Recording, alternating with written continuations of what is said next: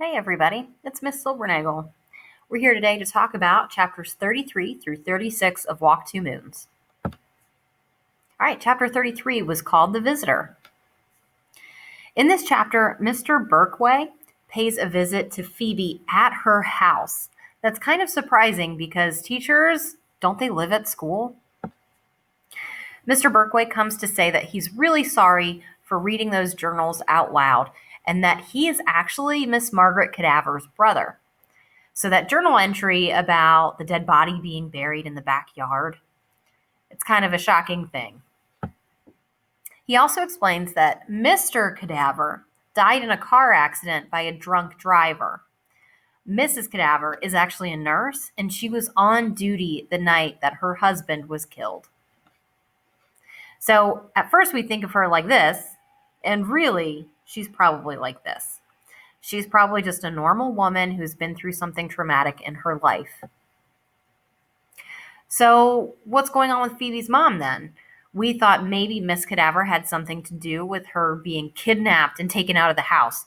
And the lunatic is tied in with this too, right?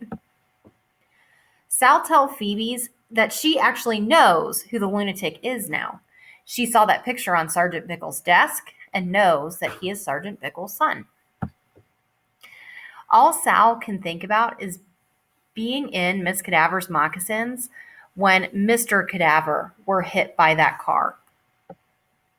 So Sal thinks about the notes that were left on Phoebe's doorstep, and she now realizes Mrs. Cadaver probably felt horrible about her husband.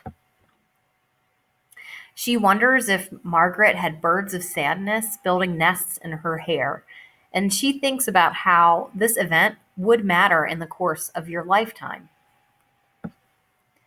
She knows people have to move on with their own agendas and wonders if Miss Cadaver knew the worth of water before the well was dry.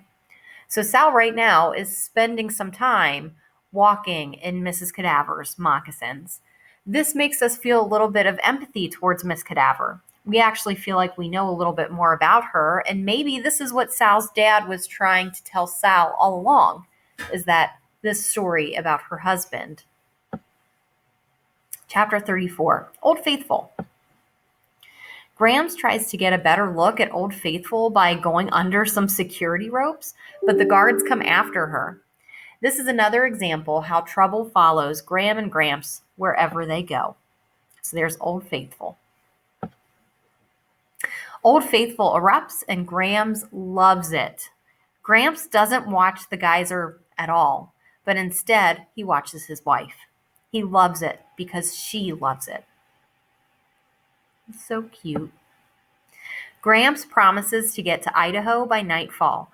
This is quite a drive. That's a lot of driving in one day. Chapter 35, The Plan. Sal is getting closer to Lewiston, Idaho with Gram and Gramps. She keeps imagining Gramps driving off a cliff or spinning off the road. Her anxiety is pretty high right now. Phoebe and Sal have a plan to find Sergeant Bickle's son, the lunatic. They know it will lead them to Phoebe's mom. Sal fears that they will not find her mom alive. Why would she think that? Back at school, everyone is still talking about the journals. Mr. Berkway apologizes to the whole class for reading their personal entries and won't read any more of them. Most of the students wanted to hear more, though, about that dead body in Miss Cadaver's backyard, but he's not going to read any more about those because we know now that that is actually his sister. Phoebe and Sal end up calling every Bickle in the phone book. Okay, you're going to make me feel really old. I know you don't know what a phone book is. Here's a picture of one. It is literally a list of everyone in a city or a town, and it has them listed alphabetically by last name. So in this picture, the last name is Casey, and then everyone with the last name Casey is listed.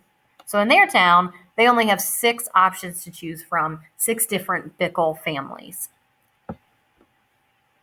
They finally find the right phone number and act like they're a classmate to the lunatic and that they need to return a book to him.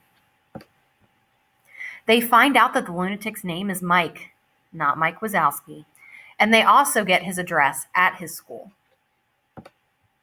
Chapter 36, The Visit. Phoebe and Sal get on a bus to visit Mike, the lunatic, because they have his address now. Ben also happens to be waiting at the bus stop, but he says he's going to visit someone at a hospital.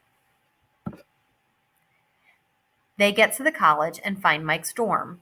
They're allowed to go right up to his room, but instead they panic and they go outside. When they get there, they see a bench with two people sitting on it. Dun dun dun! On the bench, kissing, is the lunatic and Phoebe's mom. Ay, ay, ay. There's a lot of emotions running through Sal's head right now, but I have a feeling we know how Phoebe is going to react. All right, guys, that was it for your reading for today. I'll see you back in class.